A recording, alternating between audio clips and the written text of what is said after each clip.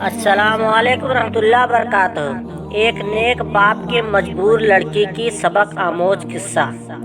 एक आदमी जिसका नाम रहीम था, जो बहुत नेक और शरीफ इंसान था, जिसने कभी अपनी ज़िंदगी में किसी गैर औरत को बुरी निगाह से नहीं देखा। उस आदमी के घर की हालात बहुत ख़राब हो गई थी। नौबत यहाँ तक पहुँच गई कि घर में फाके हो गए। उस आदमी की एक जवान बेटी थी। जब फाके हद से बढ़ गए तो वो लड़की अपने छोटे भाई बहन की हालात देखकर बहुत परेशान होने लगी।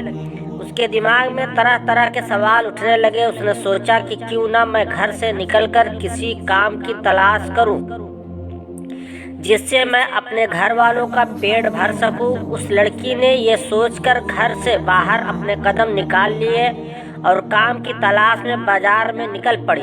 कभी किसी के घर में काम मांगने गई तो कभी किसी की दुकान में, मगर किसी ने उसे काम नहीं दिया और थक हार कर अपने घर वापस लौट आई। कई दिन तक रोज वो ऐसे ही काम की तलाश में घर से बाहर जाती और शाम को थक हार के घर लौट आती। जब कहीं भी उसे कोई काम नहीं मिला तो वो लड़की गलत कदम उठाने पर मजबूर हो गई। दिल में इरादा करके घर से निकली कि आज मैं अपना शरीर बेचूंगी और कुछ खाना खरीदूंगी। तो वो लड़की घर से बाजार जा पहुंची। जिस्म बेचने लड़की वहां गई और लोगों को अपनी तरफ आकर्षित करना शुरू कर दिया। वो लोगों को अपनी तरफ आकर्षित करने की कोशिश करती रही, लेकिन किसी ने भी उस पर ध्यान नहीं दिया। ध्यान तो दूर, किसी ने उसकी ओर निगाह तक उठाकर नहीं देखा। लोग आते और उसकी ओर नज़र उठाए बिना निकल जाते। इसी तरह खड़े खड़े लड़की को शाम हो गई। वो परेशान होकर घर की ओर कदम बढ़ाने लग गई। जब घर पहुंची तो अपने वालिद को परेशानी में देखा। दरवाजे पर बाप ने बेटी को देखा और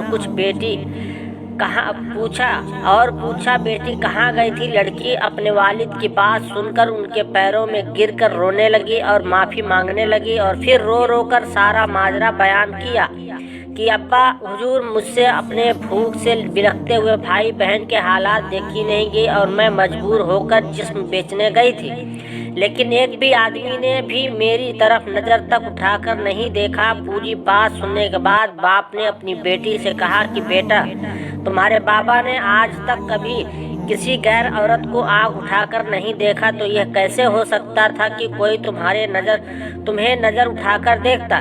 इसलिए अपनी गंदी निगाह किसी औरत पर मत डालो, क्योंकि नज़र गर्म बीज होता है, जैसा बोओगे कल वैसा ही पाओगे। आज आप अपने आप को खबरदार करेंगे तो कल तुम्हारी औलाद भी महफूज रहेगी। प्यारे दोस्तों, अगर आप लोगों को हमारी ये वीडियो पसंद आई हो और अगर आपको इस वीडियो से कुछ इल्म हासिल हुआ हो तो नीचे दिए गए शेयरिंग बटन को दबा के बराए मेहरबानी इस वीडियो को शेयर ज़रूर कर दें। शुक्रिया।